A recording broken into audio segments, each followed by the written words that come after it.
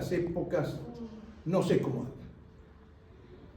Y estos momentos de patria los venimos a compartir en este lugar, que está don Juan Manuel, que nos puede dar muchas enseñanzas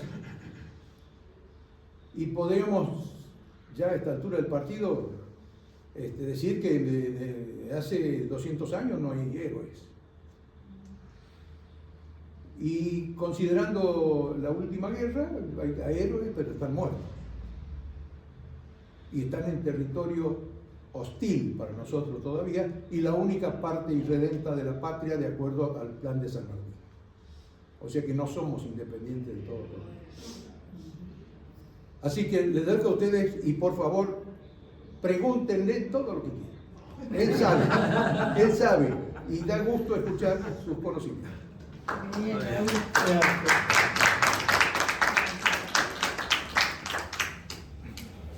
Bueno, tengo que...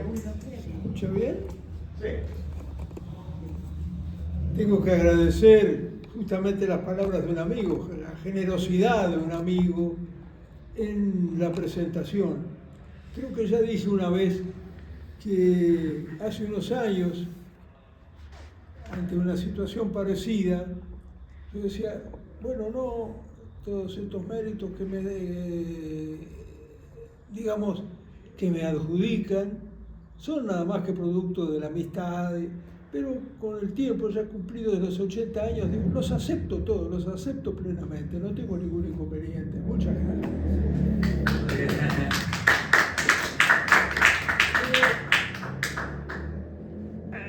Lamentablemente, no tenemos la posibilidad por un problema enfermedad de una persona, no tenemos el cañón para la proyección de las diapositivas que les había traído. Así que ustedes tendrán que soportar un concierto a capela y algunas cosas pueden quedar un poco en el aire. Ante todo, quería empezar. Ha habido 2 flyers de invitación con dos imágenes de Mariano Moreno bastante diferentes. Una es la tradicional, la que conocemos conocimos desde las láminas escolares.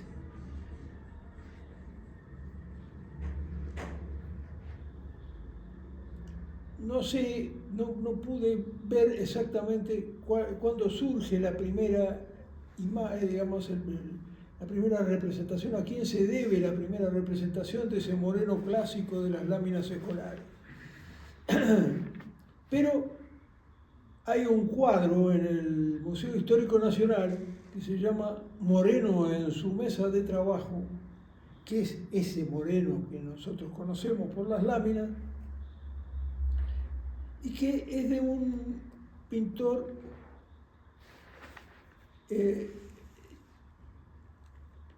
Pedro Subercaseaux. Bien. Pedro Subercaseaux tiene una historia bastante interesante, porque él, además de gran pintor, se lo encargó a Adolfo Carranza, que era el titular y fue el gran titular del Museo Histórico Nacional. Y Subercaseaux pintó también el Cabildo Abierto del 22 de mayo. Cuadros muy interesantes, como todos son esos cuadros cuando un buen pintor toma esas escenas de conjunto.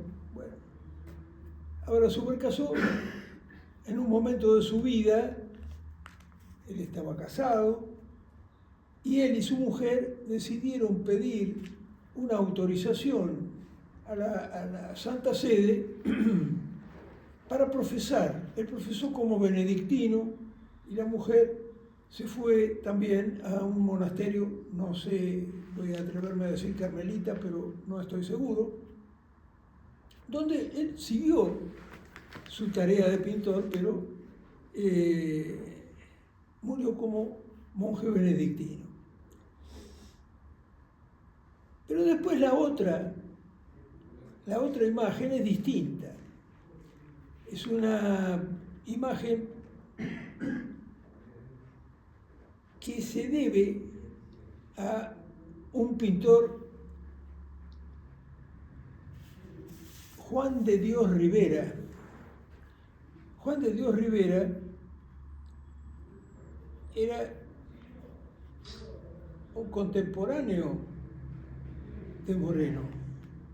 Juan de Dios Rivera era hijo de un español, nació en Cusco, era peruano, hijo de un español y de una ñusta, de una princesa incaica.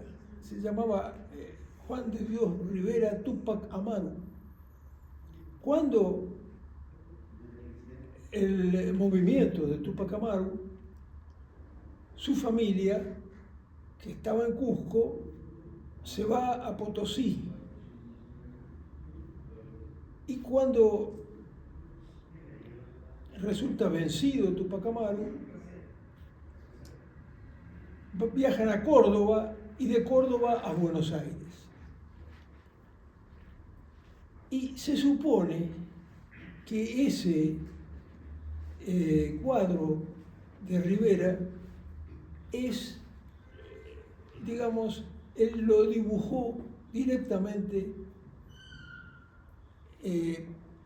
digamos, teniéndolo a Moreno, no posando Moreno, pero sí lo dibujó estando Moreno vivo. Son bastante distintos los dos. En fin, lamento no tener que contárselos y no poder mostrárselos. Bueno, ahora vamos al tema de hoy, que es un proyecto de constitución atribuido a Moreno. En los archivos de los familiares de Mariano Moreno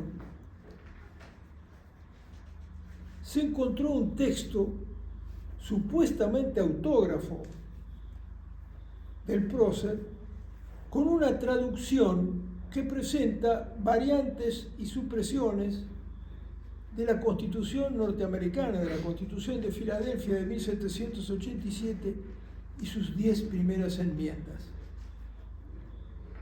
Junto con este texto, y con el mismo, pues, este texto está escrito, está manuscrito, en un papel de actuación ante la Real Audiencia, un papel con el que tenían que presentarse los escritos ante la Real Audiencia, y que tiene un sello 1808-1809, porque después había que resellarlos si es que se conservaban o comprar otros papeles sellados. El papel sellado llegué yo al principio de mi ejercicio de la profesión a conocer algo del papel sellado, había que pegarle una estampilla, pero luego, por suerte, eso fue abandonado. Junto con ese texto y en el mismo papel, hay una traducción del mensaje de George Washington, que presidió la convención, poniendo la Carta Constitucional a consideración de los Estados federados por intermedio del Congreso para su ratificación, porque todavía era un proyecto de constitución, necesitaba la ratificación de 2/3 de los estados. Eran 13 estados, así que se requería que 9 estados lo ratificaran.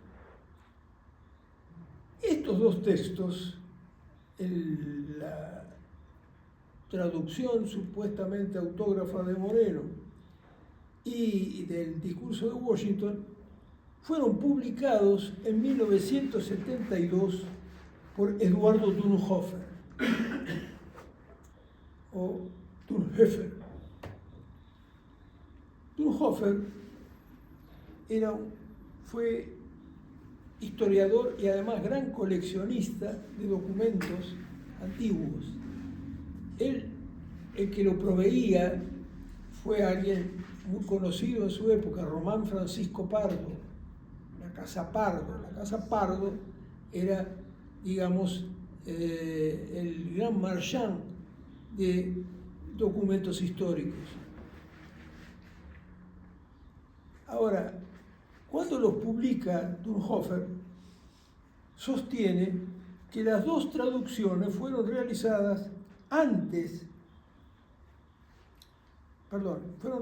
luego del 25 de mayo de 1810, a efectos de presentarla en el Congreso General, que de acuerdo a la segunda acta de Cabildo, el 25 de mayo tenía que reunirse para establecer la forma de gobierno que se considere más conveniente.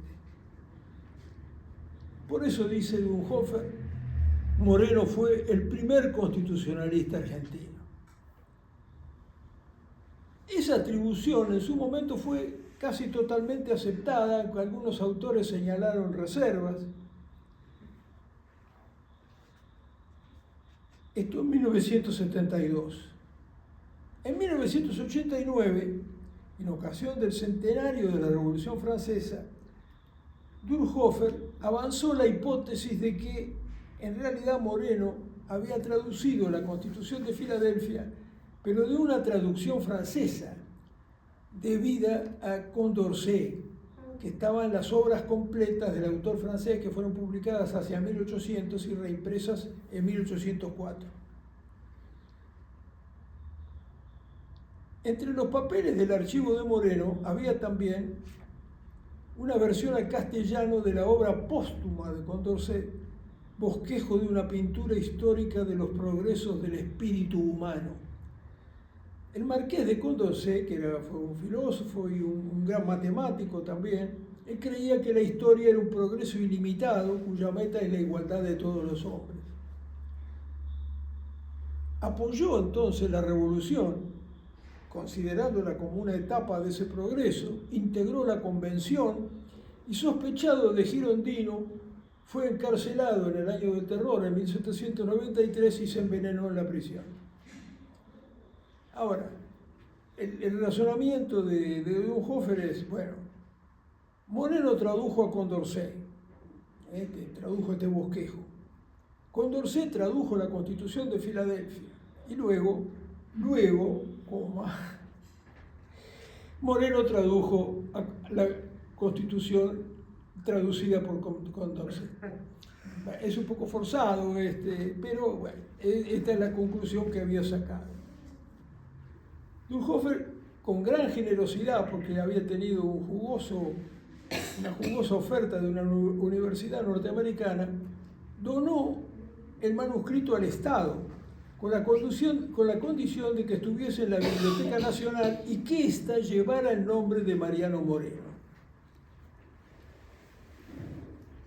Como previo a pronunciarse sobre este pedido de Dunhofer, se requirió el parecer de la Academia Nacional de la Historia, porque el manuscrito no tiene firma ni certificación ninguna. Y entonces, en nombre de la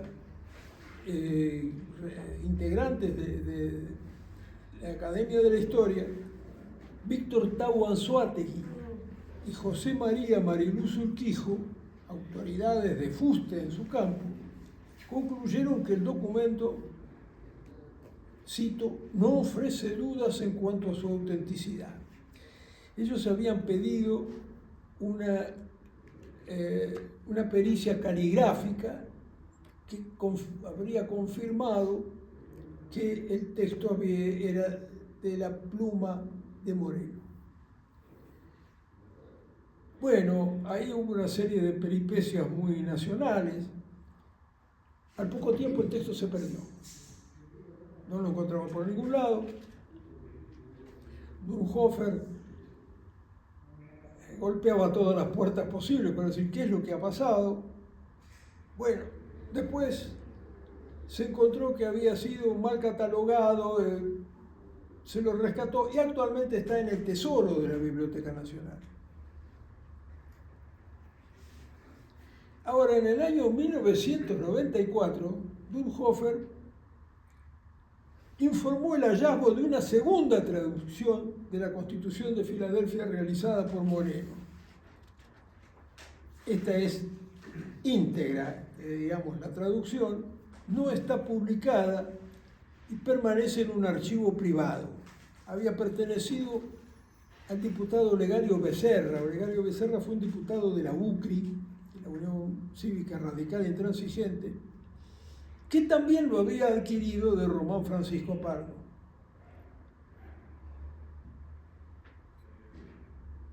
Estaba en un fascículo con otros manuscritos de Moreno y amanuenses suyos, según Dönhofer, todos referidos a documentos institucionales de los Estados Unidos. Y entonces ahí había una nota que Dönhofer le atribuyó a Moreno, que dice que es una copia de la traducción del doctor Villavicencio de la edición de 1810. Entonces, una traducción fechada en 1810 con 3 rúbricas que también serían del mismo Moreno. Este doctor Villavicencio era un abogado venezolano, autor, sí, de la primera traducción de la Constitución de Filadelfia al castellano, publicada en la misma ciudad de Filadelfia, en abril de 1810. Pudo llegar a Buenos Aires en la segunda mitad del año 10 para que Moreno hiciera su transcripción a fin de ponerla a disposición de los diputados de la provincia, de las provincias que estaban congregados en la capital. Bueno, acá aparece un autor, un investigador notable de los últimos tiempos, que es Diego Javier Bauso. Bauso es un neurólogo, fue jefe del servicio de neurología del Hospital Italiano. Pero en sus ratos libres se dedicó, y acá es un caso como que decíamos, él no es un historiador profesional, él se manifiesta como investigador independiente. Pero lo que hizo es someter los textos a Internet y empezar a comparar textos. Y ahí se dio cuenta que la versión de Villavicencio había sido aprovechada por otro venezolano, Manuel García de Sena, que la incorporó como apéndice en una recopilación de obras del intelectual revolucionario inglés de nacimiento, pero que actuó en los Estados Unidos, Thomas Paine, publicada en 1811. Y en esa edición se encuentra la misma nota que Dönhofer había atribuido a Moreno para fechar el manuscrito de 1810. La conclusión de Bauso, entonces, es que este libro de García de Sena se publicó a mediados de 1811. Moreno había partido para Europa en enero de 1811 sin tocar ningún puerto hasta su fallecimiento a principios de marzo. Por lo tanto, no pudo consultar la obra de García de Sena para leerla, transcribirla y rubricarla, y menos ponerle una nota que ya estaba en el texto. Entonces, este segundo hallazgo de Dönhofer quedó, digamos, cancelado como una obra de Moreno. La obra de García de Sena tuvo una gran influencia entre nosotros, esa traducción, porque en la publicación que hizo García de Sena estaba la Constitución de los Estados Unidos y una serie de documentos institucionales de los Estados Unidos, entre ellos los artículos de Confederación y Perpetua Unión de 1777, previos a la Constitución de Filadelfia. Bueno, estos artículos en esa traducción de García de Sena tuvieron una gran influencia, por ejemplo, en Artigas, para las instrucciones que dio a los diputados que mandó a la Asamblea del año 13, que finalmente no pudieron incorporarse. De la traducción se sirvió incluso el artiguista Felipe Santiago Cardoso para un proyecto de Constitución Federal de 1813, que tampoco pudo ser presentado ante la Asamblea Constituyente. Y una reedición de 1848 fue utilizada por Juan Bautista Alberdi y los constituyentes del 53. Es decir, tuvo una gran influencia entre nosotros, pero no tiene nada que ver con Moreno. Entonces, descartado el segundo manuscrito, volvamos al primero. Se trata de una versión que, cotejada con el original, demuestra cierta inhabilidad en el uso de nuestro idioma. Hay errores, por ejemplo, al final del preámbulo se asienta prosperidad cuando corresponde posteridad, o en el texto la palabra sección se pone en lugar de sesión, de las sesiones de los organismos colegiados, y de cesión en el sentido de ceder.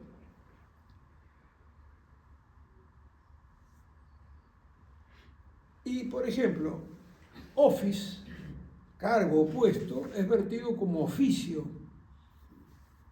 Convicted, que se escribe convicted, convicto o condenado, se traduce como convencido.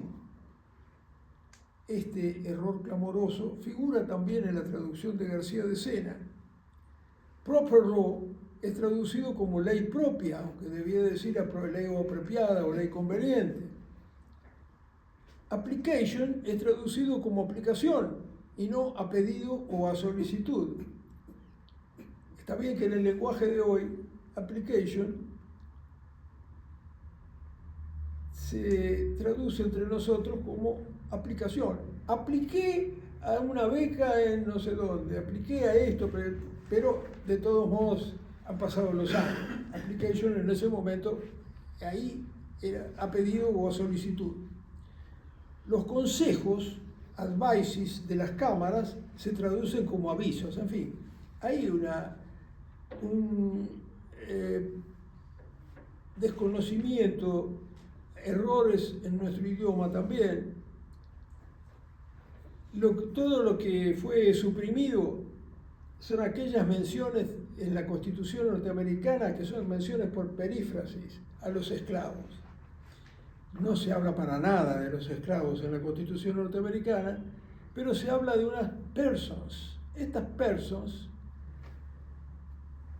tienen este sentido. Cuando contabilizan la población de cada uno de los estados a fin de prorratear los representantes, tal como ocurre también con nuestra Constitución, y los impuestos directos también, dice, se añadiría al número de personas libres, free persons, las 3/5 partes de las persons. 3/5 partes de las persons es para los estados del sur que tenían una gran población de esclavos. O que hasta 1808 no podía prohibirse la introducción de persons que los estados quieran admitir, aunque podría cobrarse un derecho de hasta $10 por cada uno de estos esclavos importados. O en fin, que estas referidas persons no pierden su carácter de tales, aun cuando pasen a otro estado donde su condición esclava no fuese reconocida. En esto está una gran parte de los motivos aducidos para la Guerra Civil Norteamericana años después. Otras supresiones que hay en el texto atribuido a Moreno son las del veto presidencial o la necesidad de por lo menos 2/3 de las convenciones de los estados que ratifiquen el texto constitucional para que éste cobre vigor. Pero después lo que sorprende es en la transcripción de los nombres de los convencionales al final del texto, hay errores como John se transcribe J-O-N-H, Johnson con doble N por Johnson, J-O-H-S-O-N, Baldwin por Baldwin, Simmons por Fitzsimmons. Es importante anotar que la traducción de Condorcet de la Constitución norteamericana no contiene ninguno de estos errores. La traducción de Condorcet no, es decir, tenemos que excluir también que se haya utilizado la traducción de Condorcet porque no se habrían metido estos errores. Incluso se introduce una cláusula inexistente en la Constitución de los Estados Unidos cuando se dice que los juicios criminales serán juzgados por un jurado de 12 personas. Lo que dice la Constitución de los Estados Unidos es que serán juzgados por jurados, pero no de 12 personas. Es decir, ahí se introdujo como un dato adicional que no está en la Constitución.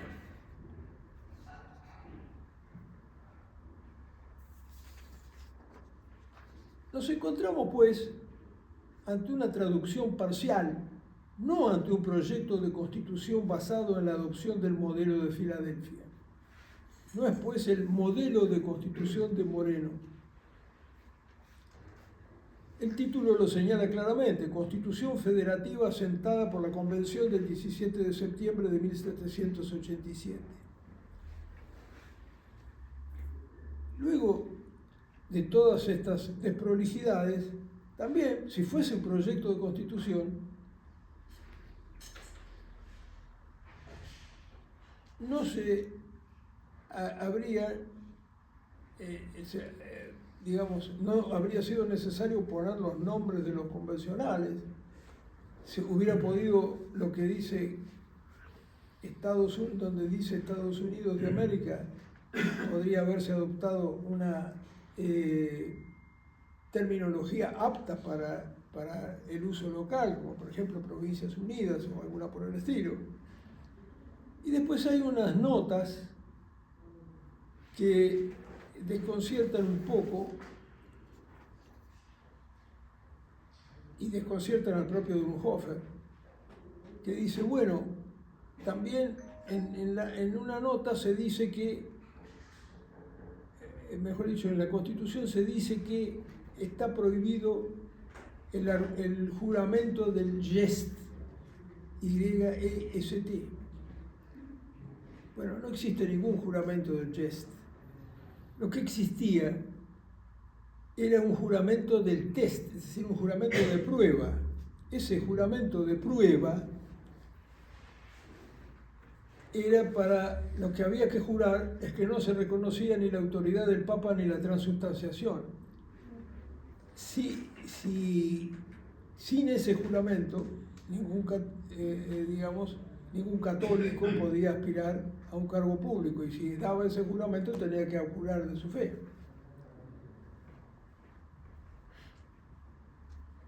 La traducción de textos políticos y constitucionales norteamericanos y franceses, en mayor medida los primeros, estaban al alcance de la élite intelectual hispanoamericana de la época y tendrán un notable desarrollo a partir de los inicios del siglo XIX. Las traducciones pretendían crear un nuevo sentido común en los círculos esclarecidos hispanoamericanos, favorable a la ideología de la emancipación. Ideología, digo, de emancipación. Lo distingo de la independencia, que es un acto político.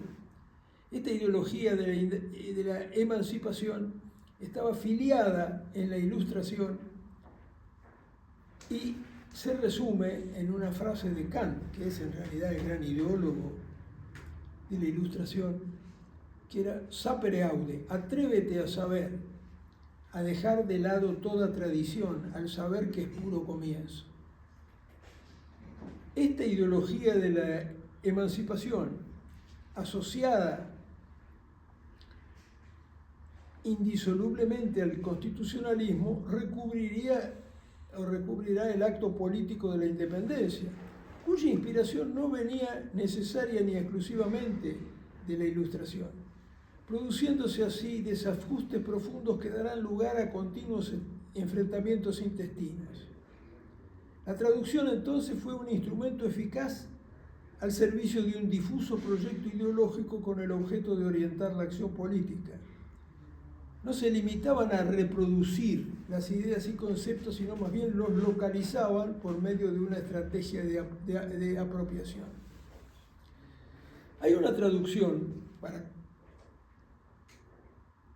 famosa también, y acá tenemos un experto en Belgrano que la conoce muy bien. Manuel Belgrano tradujo el Farewell Address, el discurso de despedida de Washington, de 1796. Esta traducción de Belgrano, que se quemó junto con el resto de sus papeles luego de la batalla de Tacuarí, las quemó para que no cayeran en manos de los paraguayos. Esta traducción la había realizado Belgrano con el auxilio de un anglófono, sí, un comerciante norteamericano muy culto, que fue cónsul honorario después de los Estados Unidos, David Curtis de Forest. Belgrano la había perdido después de Tacuarí. En 1813, en vísperas de la batalla de Salta, la rehizo. Mejor dicho, terminó el trabajo de rehacerla. Y ahí contó también con el apoyo de un anglófono, que fue el doctor Redhead. El doctor Redhead es el médico de Belgrano, el que Belgrano le regala el reloj de oro y esmalte que él había recibido de Jorge III cuando estuvo en Londres en su misión con Rivadavia, que después fue a un museo histórico, que lo robaron y que no sabemos dónde está. Belgrano justifica su obra en el ardiente deseo que tengo que mis conciudadanos se apoderen de las verdaderas ideas que deben abrigar si aman a la patria y si desean prosperidad bajo bases sólidas y permanentes. Esta intención de sus compatriotas pudo haber animado la traducción atribuida a Moreno, porque la traducción de la Constitución norteamericana era una forma de apropiación de la ideología de los nuevos tiempos.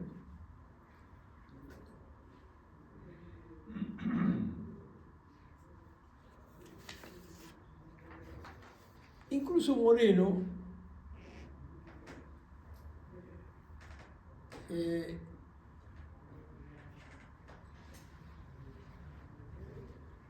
al hablar creo que es sobre las miras del Congreso, un artículo de la Gaceta, sobre la absoluta ignorancia del derecho público en que hemos vivido, bueno, fue una exageración de combate de la época. No había y él mismo era un ejemplo, no había ninguna ignorancia del derecho público de la época.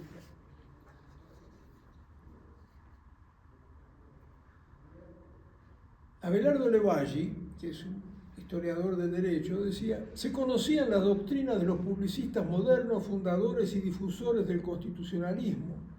Sus libros ocupaban los anaqueles de las bibliotecas de muchos intelectuales desde antes de la Revolución de Mayo.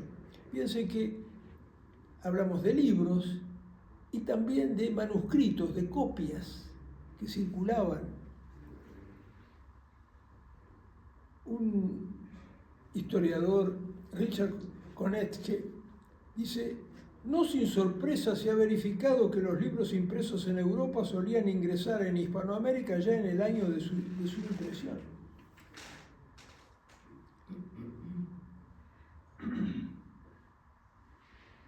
Estamos entonces ante esta idea de Bueno, la traducción pudo no ser de Moreno, sino que él tenía una copia. Ahora, el problema es, ¿quién había hecho la traducción? La traducción, si vamos al ejemplo de Belgrano, requería la asistencia de alguien que manejara el idioma.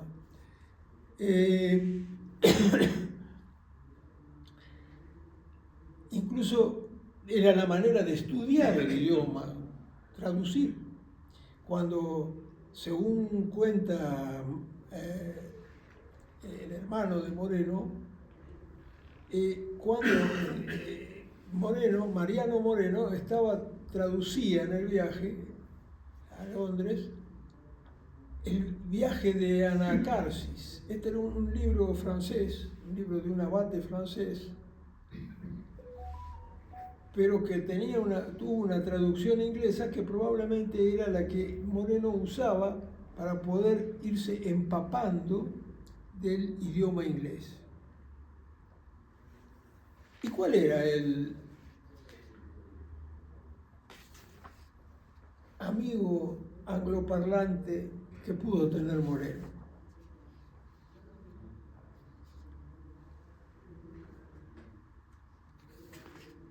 Bueno, ese amigo angloparlante se llamaba Alex Mackinnon.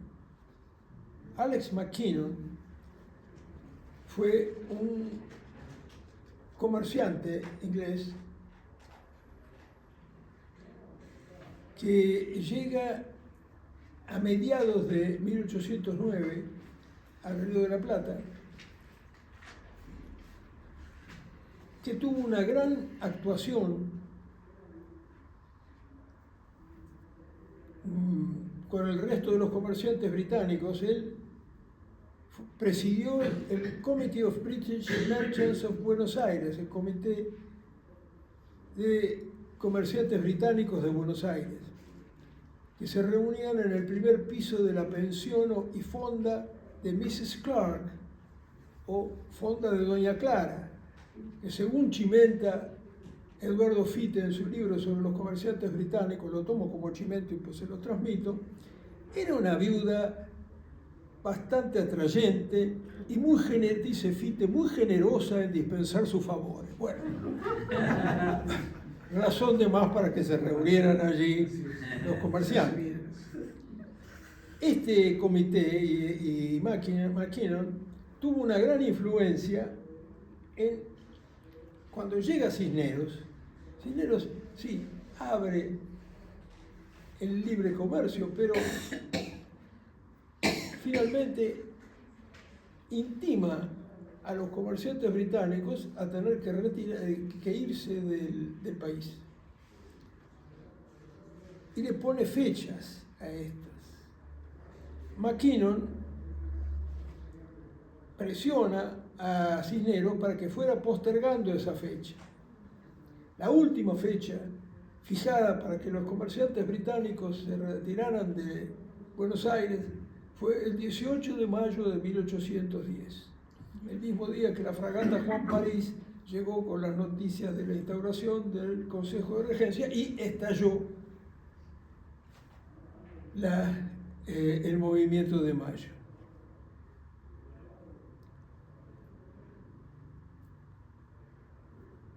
Mackinnon, además de un buen informante acerca de la situación para su gobierno, siempre lo tuvo al tanto, era un hombre culto, aficionado a las letras y a las ciencias, imbuido de los autores de la Ilustración, contribuyó con obras para la Biblioteca Nacional.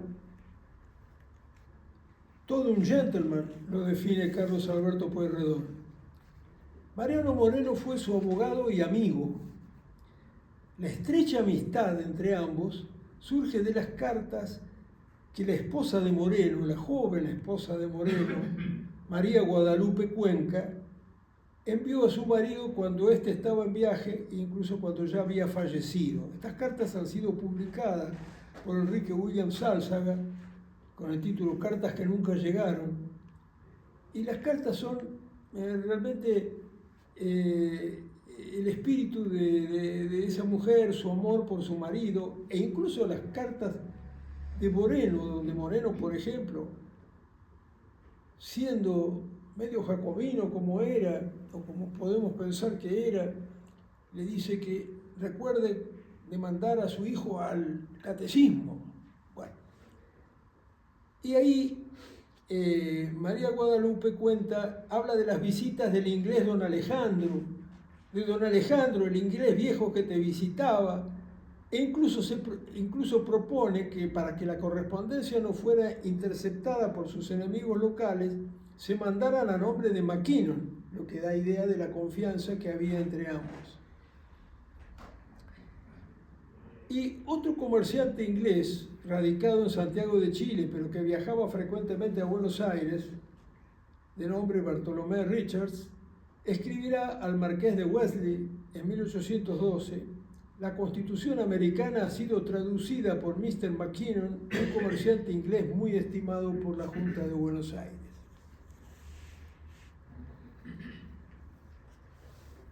Ahora, la traducción, por lo tanto, habiendo llegado a mediados de 1809, tuvo que haberse realizado entre 1809 y 1810.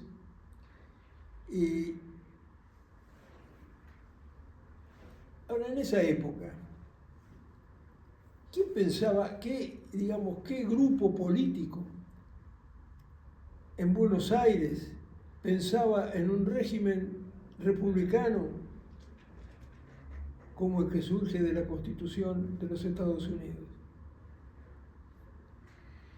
Los trabajos de Enrique de Gandía y Enrique Williams Álzaga han demostrado que hacia 1808 existía un partido al que sus enemigos acusaban de querer promover la República y la independencia.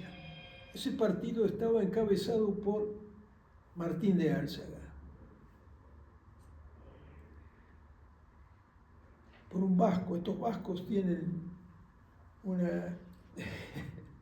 una tendencia hacia la independencia bastante curiosa. Así lo atestigua. El otro gran partido estaba enfocado en la línea del carlotismo, es decir, de solicitar que la princesa Carlota Joaquina, que estaba casada con el que sería el futuro Juan VI de Portugal, pero en ese momento todavía vivía la madre en Portugal y él estaba en la corte de Río de Janeiro. Carlota Joaquina también, como doña Clark, era una mujer que otorgaba sus favores, pero los otorgaba con mucho sentido. Toda esta idea del carlotismo buscó el apoyo inglés y buscó el apoyo del jefe de la flota inglesa ante la corte de Río de Janeiro, que era el almirante Sidney Smith. Y otro Sidney Smith, que era Lord Stranford, hizo todo lo posible para echar abajo este proyecto. Allí estaba en la memoria dirigida a la princesa Carlota el 20 de septiembre de 1808, firmada por Belgrano, Castelli, Beruti, Vieites, Nicolás Rodríguez Peña. Era un proyecto también compartido por Saavedra.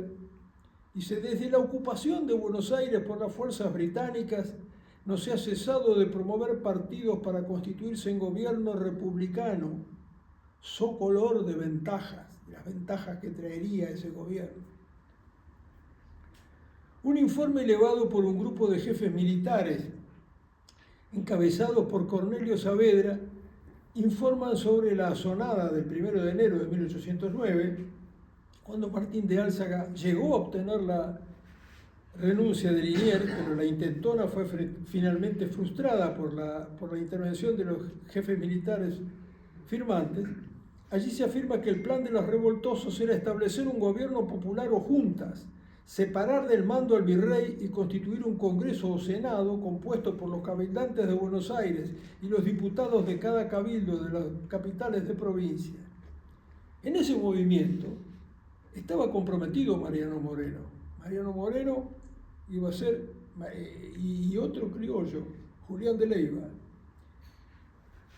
Mariano Moreno iba a ser el secretario de esa junta que se iba a hacer. En el proceso por independencia que se siguió a Álzaga y sus seguidores, se atribuye a uno de ellos, Felipe de Centenage, propósitos de independencia, descubriendo nuevas especies relativas a la felicidad que gozaban los habitantes de las Provincias Unidas de la América Septentrional. En un memorándum a la Junta Central de Sevilla, Liniers acota que la intención de los sublevados fue obtener la independencia que goza la Pensilvania. Pedro Vicente Cañete, el fiscal Cañete, una especie de bête noire para Moreno, en 1810, desde el Alto Perú, en un dictamen dirigido a Cisneros para evitar la caída, anota: ya se ha dejado presentir que la independencia es el proyecto favorito de los dechados de Filadelfia. En fin, los oidores expulsados por la Junta desde Las Palmas informaban sobre el anhelo con que se busca y estudia la Constitución de los Estados Unidos. En síntesis, se imputó a los sublevados del 1 de enero de 1809 querer reunir un Congreso o Senado para establecer un gobierno independiente, republicano, conforme a la organización institucional norteamericana. Mientras que el grueso de quienes asumirían el mando en el año 10 procuraban a Carlota Joaquina como monarca bajo una forma constitucional, quizá al modo británico. Desde luego, Mackinnon no estaba presente cuando el 1 de enero de 1809, él llega a mediados de 1809, esta traducción de la Constitución norteamericana que podemos atribuir a Mackinnon, cercano a Moreno, no era un instrumento con el que contaran, pero evidentemente contaban con información acerca de lo que era el régimen de gobierno republicano norteamericano.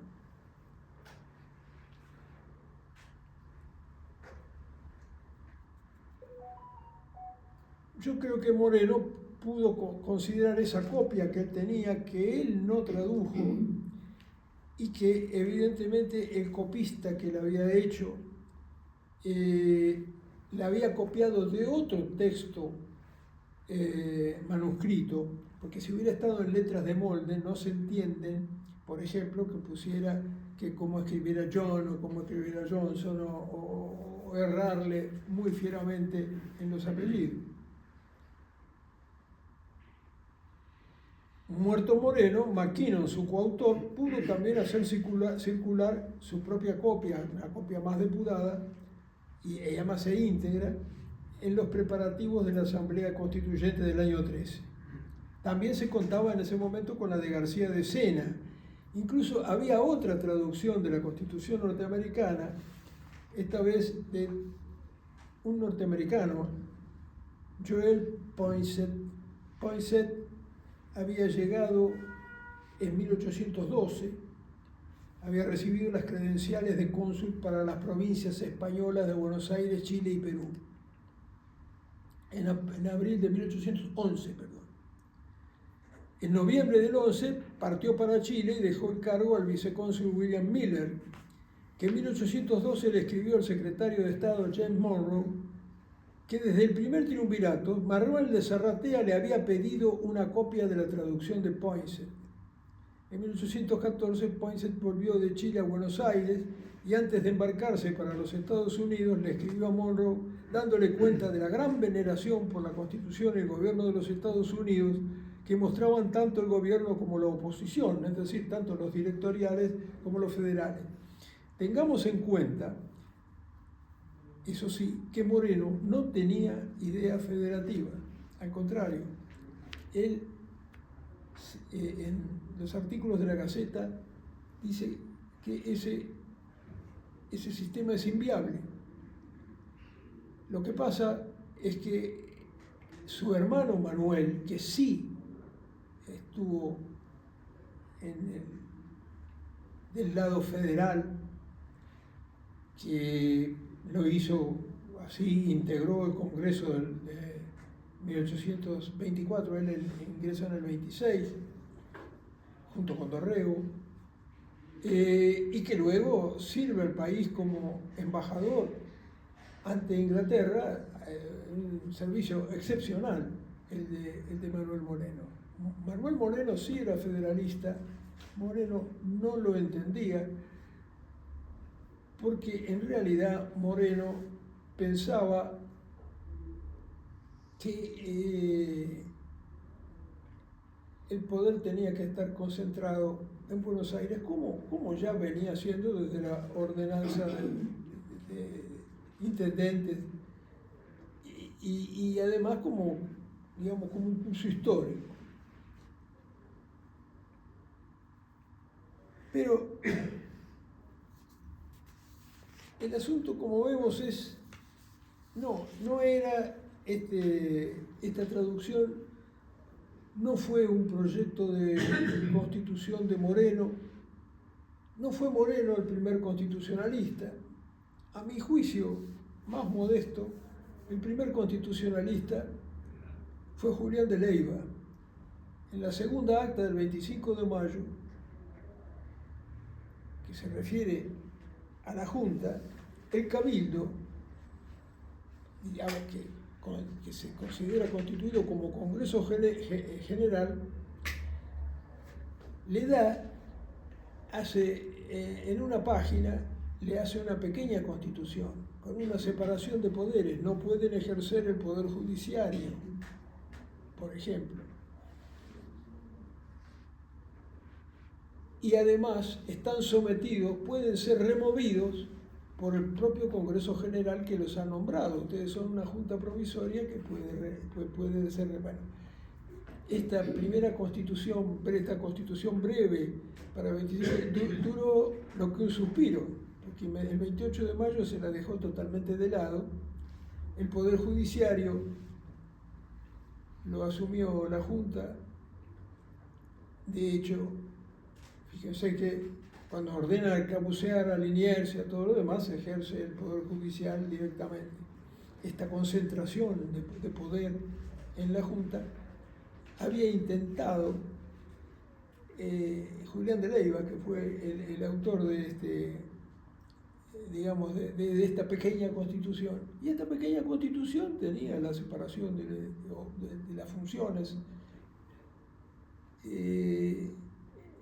Evidentemente, como muchas, inmediatamente la dejamos de lado.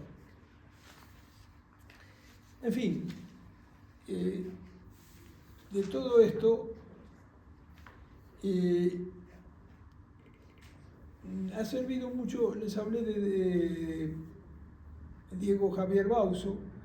Diego Javier Bauso publicó hace 2 años un artículo muy bueno sobre estos 2 manuscritos también. Yo, en realidad,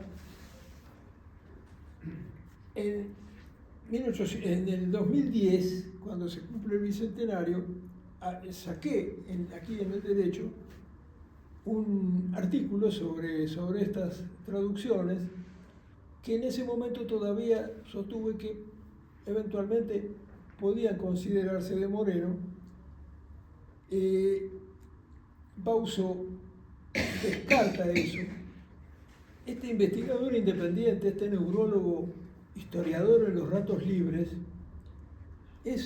realmente su tarea ha sido notable, porque estos cruces que ha hecho de textos, por ejemplo, el plan de las operaciones, el famoso plan de operaciones, que sería como el plan, vamos a decir, secreto de la Junta, donde figura ceder la isla, hay que acercarse a los ingleses, cederles la isla de Martín García, hay que confiscar fortunas, hay que controlar el comercio, hay que expropiar propiedades.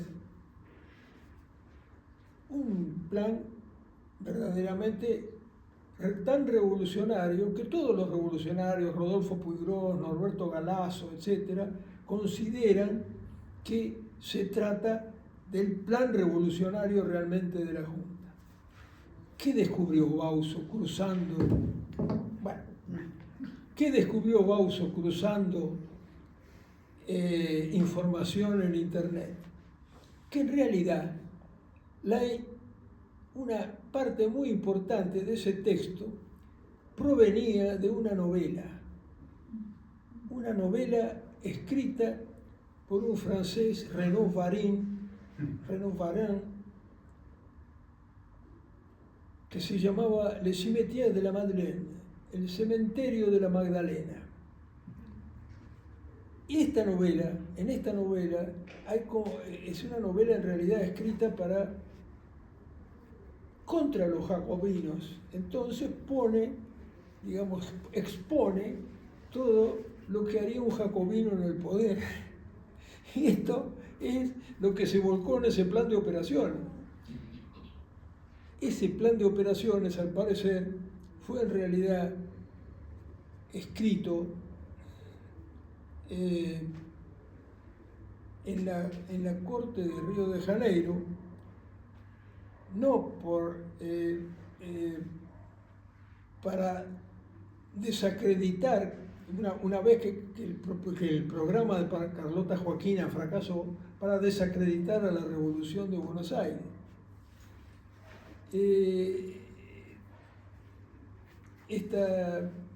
Bauso también pone en duda la certificación que hizo la Academia de la Historia y de